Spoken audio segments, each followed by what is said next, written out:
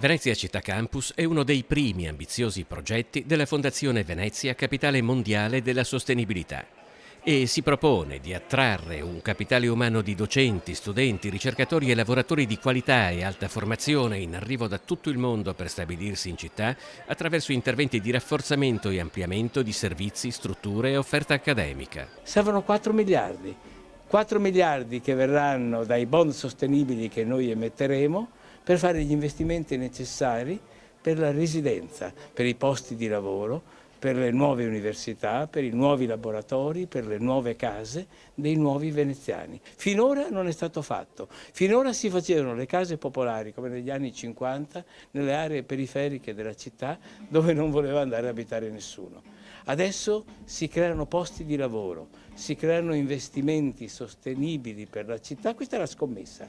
L'annuncio del presidente della Fondazione, Renato Brunetta, arriva al termine del consiglio di indirizzo della Fondazione nella sede delle Procuratie Vecchie di Piazza San Marco, al quale hanno partecipato anche i due vicepresidenti, il governatore della Regione Veneto Luca Zaia e il sindaco di Venezia Luigi Brugnaro. Siamo pronti per partire. Abbiamo circa 30 grandi imprese come soci cofondatori, abbiamo 13 fondatori istituzionali, locali, territoriali, regione, comune, abbiamo tutte le università, gli enti culturali della città. La seconda novità della Fondazione è il cosiddetto Cantiere 10, vale a dire la nascita della Biennale della Sostenibilità, la cui prima edizione si terrà già nel 2023, accanto a quella in programma di architettura.